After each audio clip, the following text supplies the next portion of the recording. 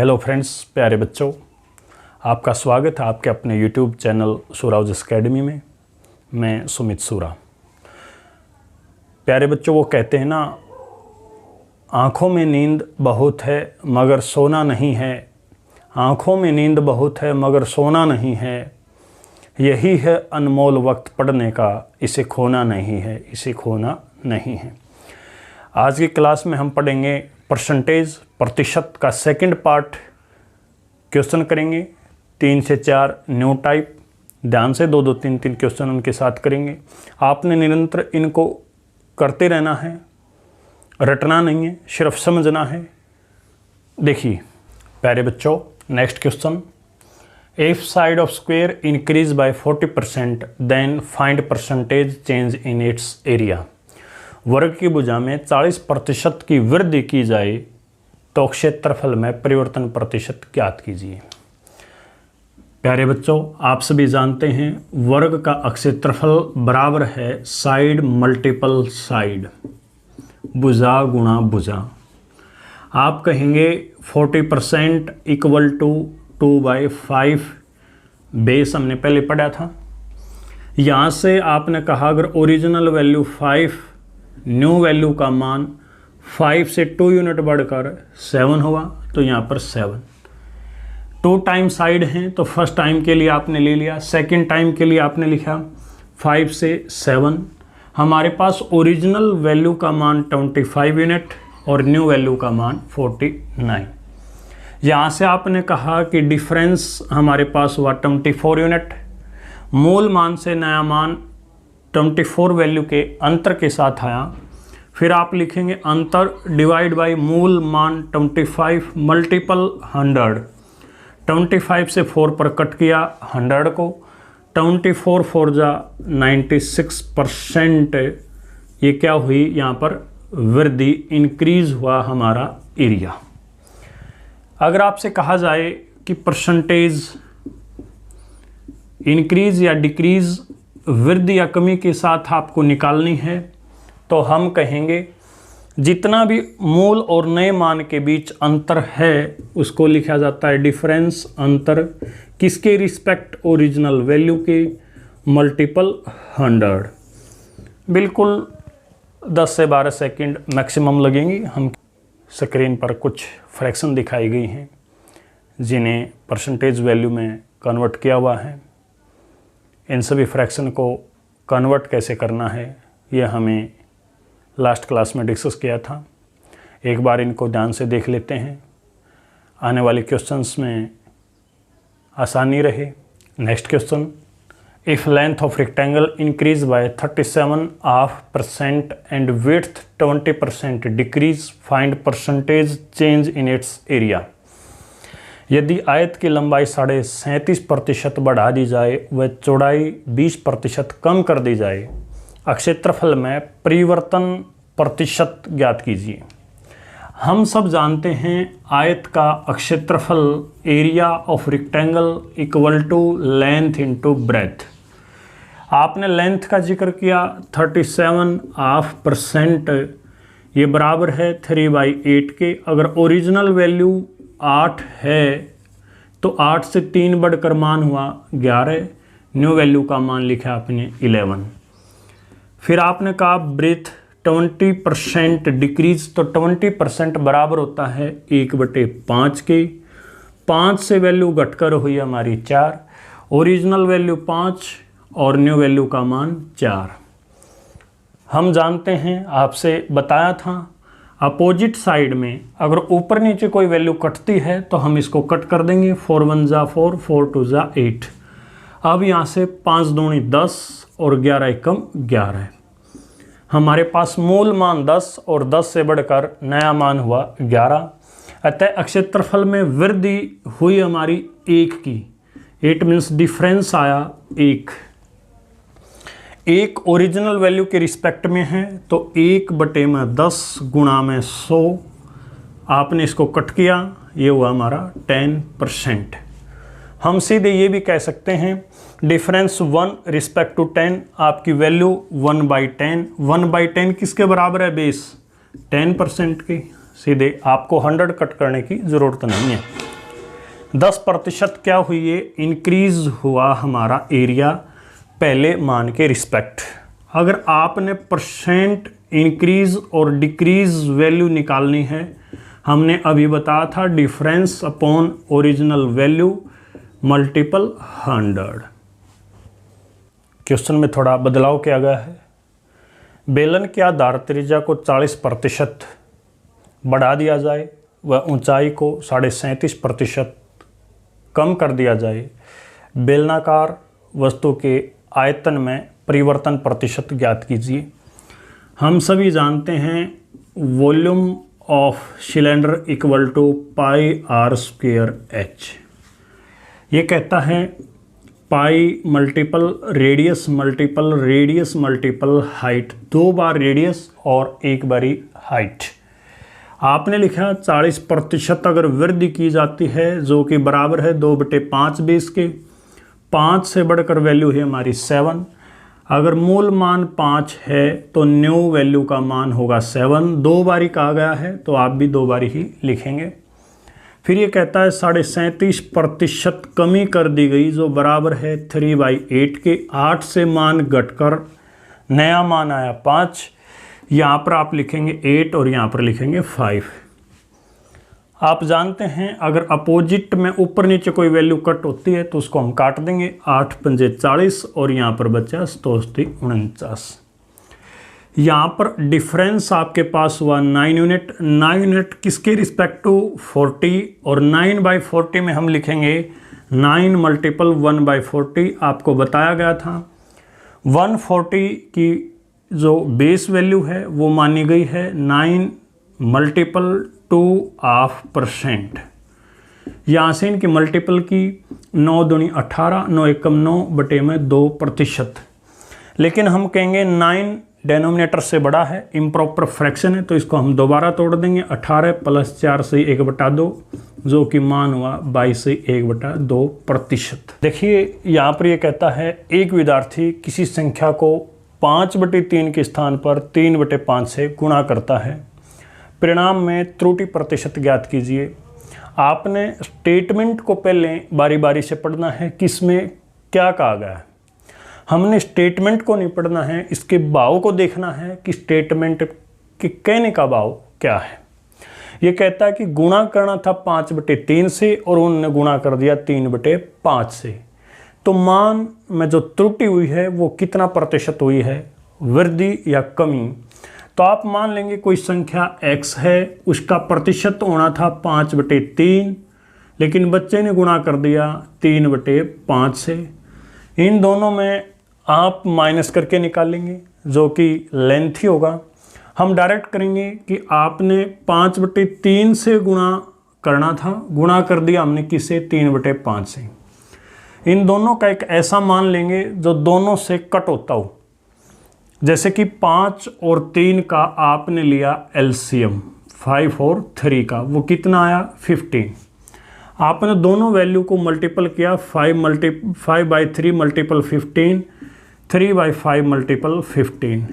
यहाँ से 3 पंजे 15, 5 5 25, ओरिजिनल वैल्यू 25, 3/5 गुणा 15। यहाँ से आपने कट किया 5 3 जा 3 3 जा 9, न्यू वैल्यू का मान 9 आया। हम कहेंगे अगर आंसर जो मूल मान बनना था वो 25, लेकिन गुणा करने पर हमारे पास क्या रहा 9। अतः यहाँ पर डिफरेंस कमी कितने की आई 16 यूनिट की। 16 यूनिट की कमी किसके रिस्पेक्टिव ओरिजिनल वैल्यू 25 मान के। आप कहेंगे 16 गुणा में 1/25। आप जानते हैं 1/25 किसके बराबर होता है 4% की। हमने लिखा है 16 गुणा में 4 बराबर है 64% क्या आई कमी आई त्रुटि की। वंश किसी संख्या को 4/3 के स्थान पर 3/4 से गुणा करता है। गणना में त्रुटि प्रतिशत ज्ञात कीजिए। प्यारे बच्चों आप लिखेंगे 4/3 और इधर लिखा आपने 3/4। आपने दोनों का 3 और 4 का एलसीएम लिया, ऐसी वैल्यू जो दोनों को कट कर दे। 3 और 4 का एलसीएम आया आपका 12।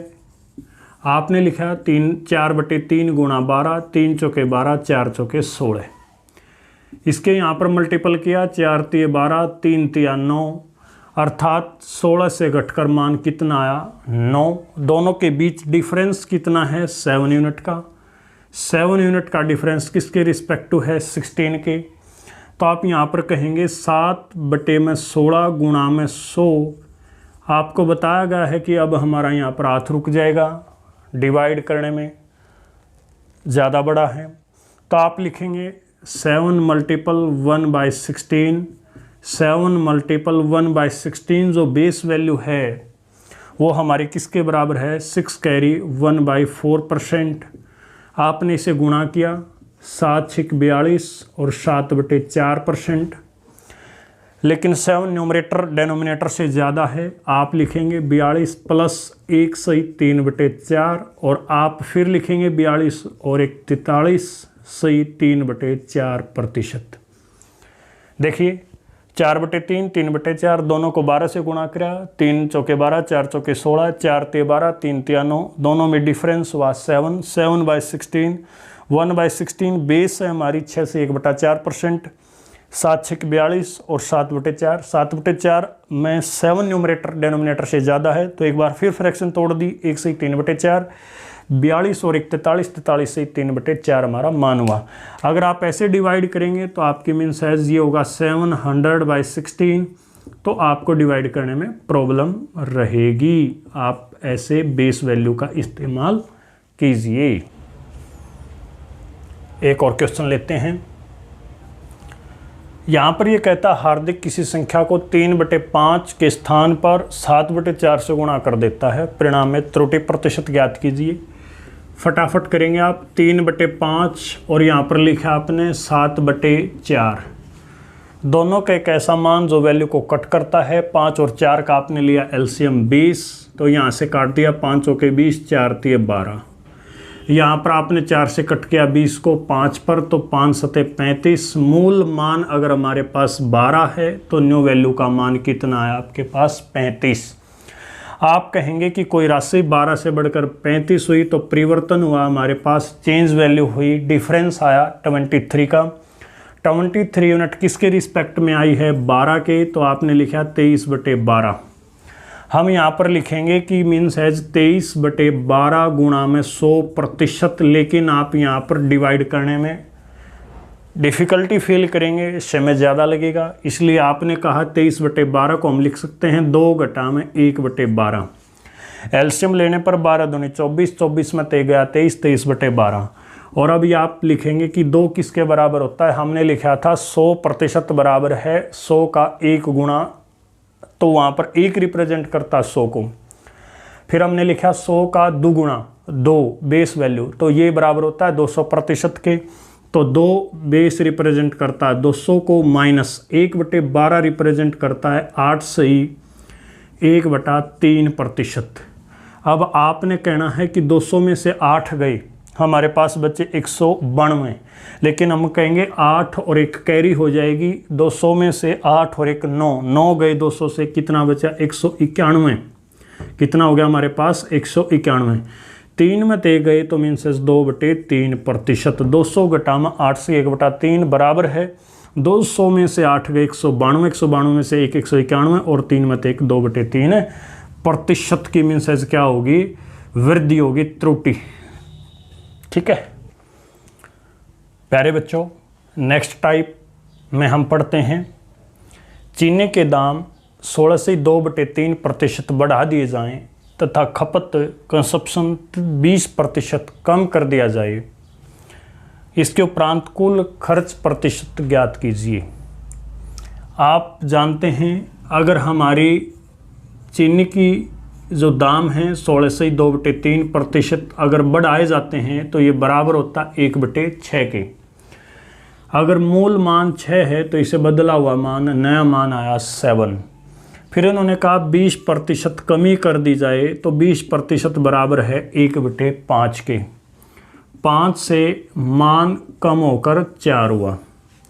अतः ये कहता है कि पहले कुल लागत अगर 6 से बढ़कर जो 7 हुई और फिर कंजप्शन 5 से घटकर 4 हुआ, हम इनकी गुणा करेंगे आपस में। लेकिन हमारे पास अपोजिट में ऊपर नीचे वैल्यू कट हो रही है, 2 दूनी 4, 2 तिये 6, 5 तिये 15 और 7 दूनी 14 ये वैल्यू आई। यहाँ पर डिफरेंस कितना हुआ 1, और एक डिफरेंस किसके रिस्पेक्ट है 15 यूनिट के, तो 1/15। हम सभी जानते हैं 1/15 किसके बराबर होता है 6 सही 2/3% की। हमने बेस वैल्यू में पढ़ा था 6 सही 2/3% बराबर है 1/15 के मूल मान के। आइए देखते हैं अगला क्वेश्चन। किसी सिनेमा हॉल की टिकट बिक्री 16 सही। आइए देखते हैं अगला क्वेश्चन। किसी सिनेमा हॉल की टिकट बिक्री 12 से 1/2% बढ़ जाए, तब टिकट मूल्य को साथ में 16 से 2/3% बढ़ा दिया गया है। सिनेमा हॉल की आमदनी में कुल प्रतिशत परिवर्तन ज्ञात करना है। आप कहेंगे 12 से 1/2% बराबर है 1/8। अगर मूल मान 8 है, नया मान 8 से बढ़कर हुआ 9, आप लिखेंगे 8 और न्यू वैल्यू होगी हमारी 9। अब आपको दिया गया 16 कैरी 2/3% इक्वल टू 1/6। अगर ओरिजिनल वैल्यू 6 है, न्यू वैल्यू का मान होगा 6 से बढ़कर 7। आप लिखेंगे 6 और 7। प्यारे बच्चों 3 से अपोजिट में ऊपर नीचे जो वैल्यू कट होती है उसको काट देंगे। 3 2 जा 6, 3 3 जा 9। यहाँ से 8 दूनी 16 और 7 या 21। अगर सिनेमा हॉल की बिक्री पहले 16 रुपये थी तो इन दोनों वैल्यू के बढ़ने से हुई 21 रुपये। यहाँ पर परिवर्तन डिफरेंस 5 यूनिट। 5 किसके रिस्पेक्ट आ है 16 के, तो मल्टीपल 100। आप सीधा लिखेंगे 5 मल्टीपल 1/16, क्योंकि हमें पढ़ा था 1/16 बेस किसके बराबर होता है 1/16 बेस बराबर होता है 6 कैरी 1/4% के। यहाँ से आपने इन दोनों को मल्टीपल किया, 5 6 का 30 और 5 एकम 5/4। प्यारे बच्चों 5/4 इम्प्रॉपर फ्रैक्शन है, न्यूमरेटर की वैल्यू डिनोमिनेटर से ज़्यादा है, तो हम इसको एक बार फिर तोड़ देंगे 1 से 1/4। टोटल वैल्यू का मान हुआ 31 कैरी 1/4%। अतः सिनेमा हॉल की कुल बिक्री 31 से 1/4%। देखिए नेक्स्ट क्वेश्चन। यदि कृष्ण की आय राधा की आय से 16 से 2/3% कम है तो बताएं राधा की आय कृष्ण से कितने प्रतिशत अधिक होगी। हम कहेंगे प्यारे बच्चों आप सभी जानते हैं 16 से 2/3% बराबर है 1/6 के। अगर ओरिजिनल वैल्यू 6 है तो आप बताएं न्यू वैल्यू का मान होगा 6 से कम होकर 5। आप कहेंगे अगर राधा 6 कमाती है तो कृष्ण की आय कितनी होगी 5। इन दोनों के बीच अंतर क्या हुआ 1। आप यहाँ पर स्टेटमेंट पढ़ने के बजाय भाव को समझ लें कि राधा की आय किसकी रिस्पेक्ट पूछी गई है कृष्ण की, तो किसकी रिस्पेक्ट है आपकी 5 कृष्ण की। तो हम यहाँ पर 1/5 बेस वैल्यू किसके बराबर पढ़ते हैं 20%। अतः राधा की आय कृष्ण की आय से 20% अधिक होगी। प्यारे बच्चों आप किसी फॉर्मूले पर मत जाइए, किसी फिक्स पैटर्न पर मत जाइए, कुछ अन्य मत सोचिए। आप मुझ पर विश्वास कीजिए, जो आपसे बताया जा रहा है धीरे धीरे सही उसको आप करते रहिए। प्यारे बच्चों YouTube एक ऐसा चैनल है, बच्चा थोड़ी देर तो सही देखता है, बाद में उसका मन भटक जाता है। आप ऐसा नहीं करेंगे, आप कंटिन्यू पढ़ते रहेंगे। आप यकीन मानिए अगर थोड़ा सा पेशेंस कर पाए तो आप फ्यूचर में अच्छी डील कर पाओगे। नेक्स्ट टाइप देखते हैं। यहाँ पर कहा गया है P Q से 6 गुना बड़ा है। बताइए Q P से कितना प्रतिशत कम है छोटा है। आपने लिखना है यहाँ पर Q का मान और यहाँ पर लिखा है P का मान। अगर Q 1 है तो P का मान होगा बढ़कर 6। इन दोनों के बीच डिफरेंस आया हमारा 5 का। अब आप देखते हैं कि डिफरेंस किसके विद रिस्पेक्ट पूछा गया P से, यहाँ पर हमने भाव को समझना है, स्टेटमेंट को नहीं देखना है। भाव कहा गया है क्यू पी से, तो आप कहेंगे 5 with respect to new value 5/6, 5 multiple 1/6, 5 multiple 1/6 की वैल्यू होती है 16 कैरी 2/3%। यहाँ से 16 पंजे 80 प्लस 5 दूनी 10/3%। 10/3 हमारा किसके बराबर होता है? Improper fraction 80 plus 3 carry 1/3%। ये हुआ हमारा प्रॉपर फ्रैक्शन में। अब आपने जोड़ दिया 80 और 3 83, सही 1/3%। छोटा है, कम है। प्यारे बच्चों देखिए, नेक्स्ट टाइप ध्यान से समझना है, 2 बार आपने स्टेटमेंट को पढ़ लेना है। ये कहता है यदि x y से 25% अतिरिक्त धन कमाता है तो बताइए y x से कितने प्रतिशत धन कमाता है। एक बार x को ज़्यादा बताया है और दूसरी बार y x से कितना प्रतिशत कम कमा रहा है। आप लिखेंगे 25% बराबर है 1/4 बेस वैल्यू के। यहाँ से कहता है कि मीन्स y अगर 4 रुपये कमाता है तो ये x का मान 4 से बढ़कर हुआ 5। अतः y की कमाई 4 रुपये और x की कमाई हुई बढ़कर 5 रुपये, दोनों के बीच अंतर आया 1 रुपये। मान रखा आपने। ओरिजिनल वैल्यू हमारी 4 हुई, न्यू वैल्यू का मान 5। अब ये पूछता है जो ये डिफरेंस है y x से, डिफरेंस किसके रिस्पेक्ट पूछ रहा है? x से।